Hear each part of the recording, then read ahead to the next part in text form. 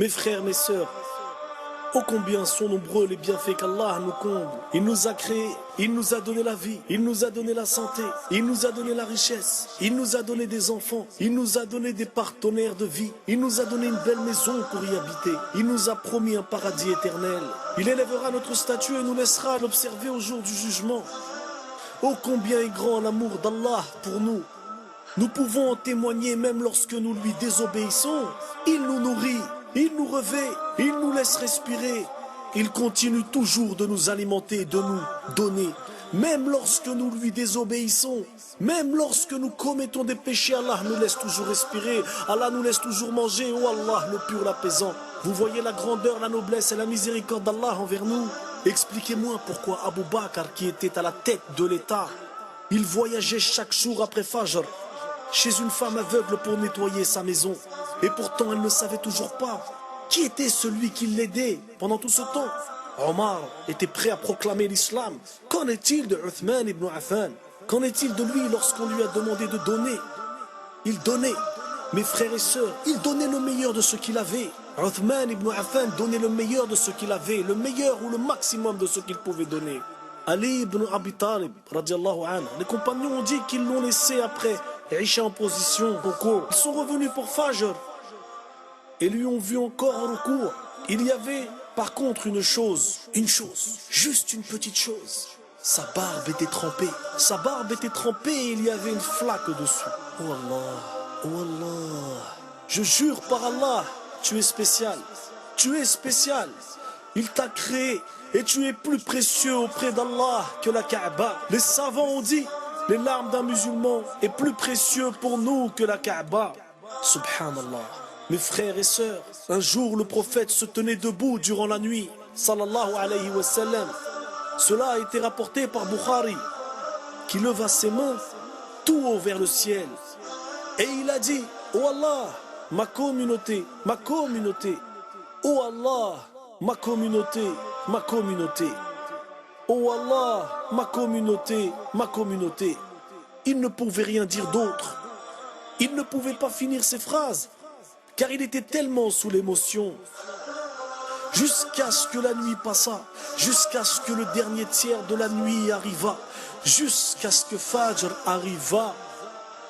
Et à ce moment précis, l'ange Jibril est descendu et il lui dit, oh Muhammad, sallallahu alayhi wa sallam, Allah m'a envoyé pour te dire, oh Muhammad, ton Seigneur ne te décevra pas concernant ta communauté.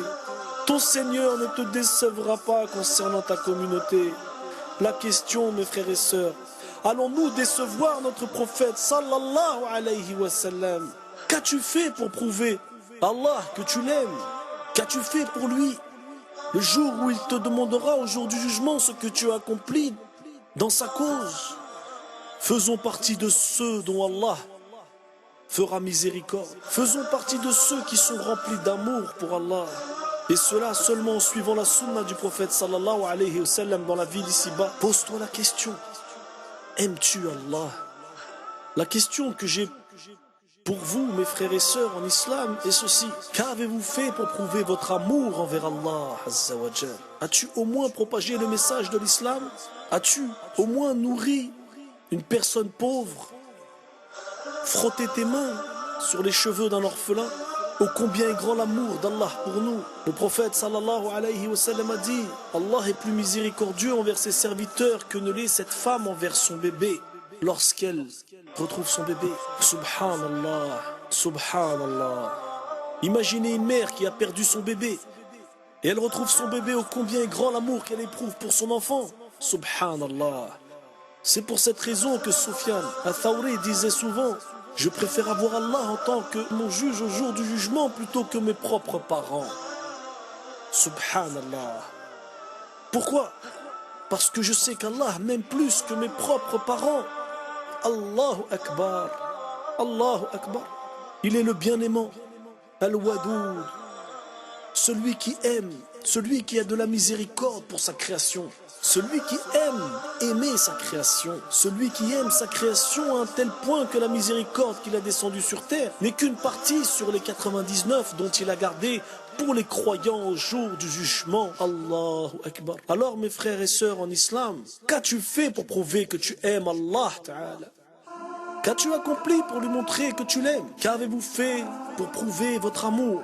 Mes frères et sœurs, il n'y a pas une seule personne, autant moi que vous, qui ne se sentira pas hypocrite suite à cette question. Wallahi, on dit qu'on aime Allah, mais nous ne sommes pas vrais dans notre amour pour Allah. On dit qu'on aime Allah, il y a un manque d'action. Certains compagnons ont été promis au paradis, Al-Jannah, et ils priaient toute la nuit. Au matin, leur barbe était mouillée. Pourtant, ils travaillaient comme si on leur avait promis l'enfer. Jahannam, tout ça pour leur désir profond de vouloir être avec Allah.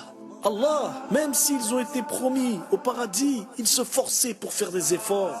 Voilà l'amour véritable que les compagnons avaient pour Allah. Qu'en est-il d'Ahmad ibn Hanbal? L'amour qu'il avait est époustouflant.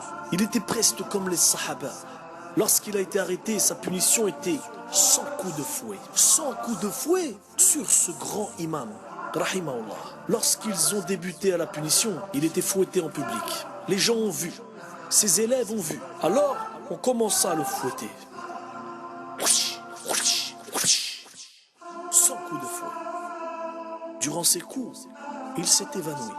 Bien sûr, 100 coups de fouet, rendez-vous compte, subhanallah, avec une violence. Alors il s'est évanoui. Lorsqu'il a repris conscience, il a aperçu ses élèves se rassembler autour de sa maison. La première question qu'il a posée après avoir été fouetté et s'être réveillé, il a dit: avez-vous fait la prière d'Al-Asr? Et ses élèves ont répondu: oui. Puis il dit: faites les ablutions pour moi aussi pour que je prie Asr. Puis après la prière, ses élèves sont revenus à lui et lui ont posé une question. Oh cheikh, lorsque la personne te fouettait, nous n'avons cessé de pleurer pour ce que tu étais en train de subir, mais tu souriais. Tu souriais. Pourquoi? L'imam, rahimahullah, dit alors: vous étiez en train de regarder la main du fouetteur, mais moi, j'étais en train de regarder la main d'Allah.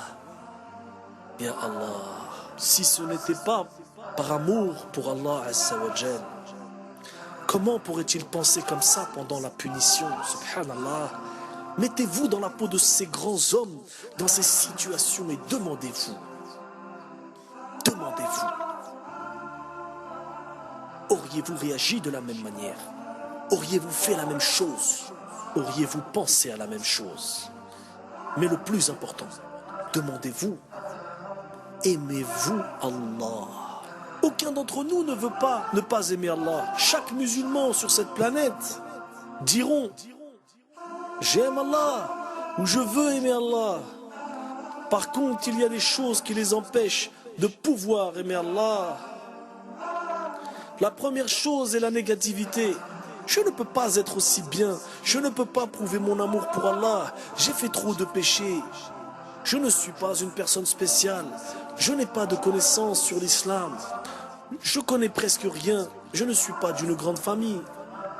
Je ne m'exprime pas bien. Comment pourrais-je faire autant de choses? Comment prouver mes actions? Comment augmenter mes actions pour pouvoir prouver mon amour à Allah? Je ne suis personne de spécial. Par Allah, vous êtes spécial. Vous êtes spécial. Le prophète sallallahu alayhi wa sallam a dit: lorsque le serviteur se tient en prière et dit Alhamdulillahi Rabbil Alamin, louange à Allah, Seigneur de l'univers, Allah répond à son serviteur et dit: mon serviteur m'a loué. Donc à chaque fois que vous parlez à Allah, Allah vous parle en retour. Vous n'êtes pas une personne sur 6 milliards. Vous êtes la personne sur ces 6 milliards à ce moment précis. Parce qu'Allah, malgré qu'il se charge de sa création, il a du temps pour toi. Il a du temps pour toi. Mes frères, mes sœurs en islam, Allah porte attention à vous. Allah porte attention à vous. Il t'a créé Et tu es plus précieux auprès d'Allah que la Kaaba. Wallahi, les savants ont dit, les larmes d'un musulman est plus précieux pour nous que la Kaaba. Shawkani a dit, les larmes d'un croyant sont plus précieux auprès d'Allah que la Kaaba elle-même. N'avez-vous pas entendu, Shawkani a dit, dans les hadiths du messager de Dieu, sallallahu alayhi wa sallam, 7 types de personnes seront sous l'ombre au jour du jugement dernier. Un de ceux-là sera un homme qui se souvient d'Allah que par crainte et amour pour lui. Il versera des larmes. Et il a dit, Wallahi, les larmes d'un croyant sont plus précieux auprès d'Allah que la Kaaba elle-même. Alors mes chers frères et sœurs en islam, ne soyons pas de ceux qui sont négatifs dans l'amour pour Allah. Soyons de ceux qui sont positifs.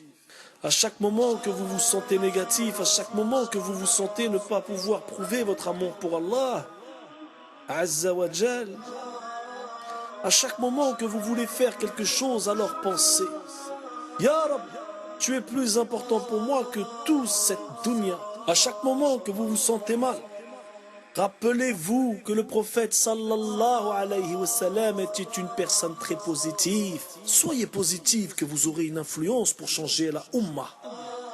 Chaque croyant mentionné dans le Coran et dans la sunna du prophète sallallahu alayhi wa sallam, le prophète sallallahu alayhi wa sallam lui était toujours positif. Lorsque le prophète Youssouf alayhi salam était jeté dans le puits, subhanallah, un de ces grands moments de détresse, lui est alors venu un ange du nom de Jibril qui lui révèle de la part d'Allah Azza wa Jal, tu les informeras, tes frères, sûrement de cette affaire sans qu'ils s'en rendent compte. En d'autres moments, certes, va venir un jour que tu les reverras et diras ce qu'ils ont fait. Et ils ne sauront même pas que c'est toi qui parles. Et c'est ça la positivité dans l'islam. Lorsque la mère de Moïse était désespérée, qu'est-ce qu'Allah lui a dit? Il lui a dit, allaite-le, et quand tu craindras pour lui, jette-le dans le flot, et n'aie pas peur, et ne t'attriste pas. Nous te le rendrons et ferons de lui un messager. Subhanallah. Allahu Akbar. La positivité au moment de la négativité. En effet, le prophète sallallahu alayhi wa sallam a dit dans un hadith authentique, Allah le Très-Haut a dit, si mon serviteur aspire à ma rencontre, j'aspirerai à sa rencontre, et s'il déteste ma rencontre, je détesterai sa rencontre. Demandez-vous, faites-vous partie de cela? Mes frères et sœurs en islam, mes frères et sœurs en islam, un jour le prophète sallallahu alayhi wa sallam se tenait debout durant la nuit. Cela a été rapporté par Bukhari, qu'il leva ses mains tout en haut vers le ciel. Et il a dit, Wallah, ma communauté, ma communauté, Wallah, ma communauté, ma communauté, Wallah, ma communauté, ma communauté. Il ne pouvait rien dire d'autre. Il ne pouvait pas finir ses phrases car il était tellement sous l'émotion. Jusqu'à ce que la nuit passa, jusqu'à ce que le dernier tiers de la nuit arriva, jusqu'à ce que Fajr arriva. Et à ce moment précis, l'ange Jibril est descendu et il dit, oh Muhammad, Allah m'a envoyé pour te dire, oh Muhammad, ton Seigneur ne te décevra pas concernant ta communauté. Subhanallah. Ton Seigneur ne te décevra pas concernant ta communauté. La question, mes frères et sœurs, allons-nous décevoir notre prophète sallallahu alayhi wa sallam? Allah a promis au prophète sallallahu alayhi wa sallam qu'il ne le décevrait pas concernant sa ummah. La question que je vous pose alors est, allons-nous ne pas remplir la promesse d'Allah et décevoir le prophète sallallahu alayhi wa sallam? Faisons partie de ceux qui réussissent. Faisons partie de ceux qui sont remplis d'amour pour Allah Azza wa Jal. Et cela en suivant la sunna du prophète alayhi salatu wa salam sur cette terre. Je vous demande, mes frères et sœurs, si vous vous sentez négatif, car vous êtes constamment critiqués dans cette vie, rappelez-vous de ce qu'Ibn Taymiyyah rahimahullah a dit. Wallahi, Allah aime tellement Abu Bakr et Omar qu'il a créé une nation nommée les chiites, dont ceux-ci insulteront les sahaba nuit et jour, afin qu'Abu Bakr puisse prendre leurs bonnes actions, et que ceux-ci prendront leurs mauvaises actions d'Abu Bakr et de Omar. Allahu Akbar, Allahu Akbar. Voilà la positivité au moment de la négativité. C'est pourquoi l'imam al-Shafi'i rahimahullah disait souvent: misérable est la situation de la personne qui n'est pas critiquée. Donc n'ayez pas peur de la critique, n'ayez pas peur de ces gens qui parlent beaucoup. Levez-vous et faites vos bonnes actions. Ne vous inquiétez pas de ceux qui tentent de vous en empêcher. À toutes ces personnes qui essaient constamment de faire la da'wa à leur famille, certains sont venus et ont dit: j'ai essayé de changer ma famille, j'ai vraiment essayé. Je disais à ma mère de prier, à mon père de prier. Le message que j'ai pour vous, j'ai le message du grand savant Abdullah ibn Mubarak. Message d'un grand savant. Ce grand savant avait un voisin juif et il lui a donné la da'wa pendant 20 ans. Jusqu'à un jour, lorsque le khalifa était venu chez le voisin juif, il se fit dire: nous devons démolir ta maison car nous allons construire une route par ce chemin. Qu'est-ce que le voisin juif a dit? Il a dit: ok, je vous le vendrai pour 2000 dinars. Le calife a dit: alors, pourquoi 2000 alors que ta maison vaut 1000 dinars? Il répondit: 1000 dinars pour la maison et 1000 dinars pour être le voisin d'Abdullah ibn Mubarak. Et 1000 dinars pour être le voisin de ce grand cheikh. Puis, il est allé à Abdullah ibn Mubarak et a accepté l'islam. Mes frères et sœurs en islam, pour ceux et celles d'entre vous qui désespèrent car vos parents ne vous écoutent pas, votre femme ne prie pas, votre mari ne vous écoute pas, vos oncles et tantes, frères et sœurs ne vous écoutent pas, soyez patients. Par Allah, tout comme l'était Abdullah ibn Mubarak, parce que lorsqu'ils vous perdront, par Allah, ils vont très sûrement comprendre la valeur que vous aviez auprès d'eux. À toutes ces personnes qui sont lésées, qui sont blessées par leur famille et leur situation, par Allah, rappelez-vous de l'histoire de l'imam Ahmed, rahimahullah, rappelez-vous que lui aussi était lésé et blessé pendant des années. Il a été fouetté, pourtant il n'a jamais renoncé à être sur la vérité. À toutes ces personnes qui regardent la situation des musulmans aujourd'hui et qui disent: il n'y a plus aucun espoir pour la Ummah, cette Ummah est détruite. Ceux qui regardent la situation de l'islam et des musulmans, de nos pays et de nos frères et sœurs qui sont oppressés par les autres, par Allah, ne désespérez jamais. Laissez-moi vous dire ce que Ibn Kathir a dit dans son Bidaya wa Nihaya, et voici la citation. Il a dit: 1 million de croisés sont entrés dans Bayt al-Maqdis et ils ont fait ce que les animaux font dans la forêt. Et ils ont fait ce que même Shaitan ne fait pas. En une semaine, ils ont tué 60 000 personnes, parmi eux des savants, des adorateurs, des imams de mosquées et leurs ascètes. Ils ont installé une croix sur Bayt al-Maqdis, ils ont ramené dans Bayt al-Maqdis des porcs et ils ont remplacé l'adhan par l'appel de l'incroyance et de l'association. Les gens ont pleuré, pleuré, pleuré. Et ils ont cru que Bayt al-Maqdis ne reviendra plus jamais au contrôle de l'islam et des musulmans. Et qu'il n'y aura jamais de fin sur ces malheurs chez les musulmans. Le déshonneur sur les croyants ont continué. Jusqu'à ce qu'Allah a mené à partir de cette Ummah un héros. Un héros qui a planté l'amour. Qui a planté l'amour de lutter jusqu'au sang pour la cause d'Allah. Ce sang qui coule jusqu'aux veines. Et il a planté cet esprit de lutte et de bravoure dans les âmes et il a détruit ce pessimisme qui avait affecté les cœurs. Alors voilà venu cet homme du nom de Salahuddin. Il a fait appel aux gens, il dit: oh malheur à l'islam. À partir de ce cri, les héros de l'armée de Muhammad sallallahu alayhi wa sallam se sont levés et ils sont partis à la rencontre des croisés et ont tué 30 000. Puis ils ont ouvert Al-Quds et ont purifié la terre sacrée de ces vilains. Leur victoire continua jusqu'à ce que les croisés n'avaient plus d'option, mais de payer la jizya. Après que les croisés ont été au pouvoir pendant 91 années, mes frères et sœurs en islam, pour ceux qui désespèrent, pour la situation de cette Ummah, par Allah, on pourrait être maintenant sur la 90e année, on pourrait être sur la 90e année, celle qui arrive juste avant qu'Allah nous donne la victoire. Ne désespérez jamais dans la miséricorde d'Allah. Ne désespérez jamais, éprouvez votre amour pour Allah Azza wa Jal. Sortez et allez faire le maximum de bien possible et qu'Allah accepte vos actions. Pour ceux et celles qui croient qu'ils n'ont pas la connaissance ni les habilités, par Allah, je vous dis, chaque personne qui s'est démarquée dans cette vie n'était pas grand-chose avant de devenir meilleur. Il n'était pas particulièrement spécial, ni particulièrement éduqué, ni particulièrement éloquent. Par Allah, ils avaient une chose, et une chose seulement. Et cela était le profond désir brûlant d'accomplir quelque chose. Mes frères et sœurs en islam, laissez ceci être l'appel auquel vous avez besoin. Prenez l'engagement de changer dès que cette conférence se terminera. Prenez l'engagement de changer dès que cette conférence se terminera, mes frères et sœurs en islam. Faites un serment et une promesse à Allah que vous allez faire quelque chose pour prouver votre amour pour Allah.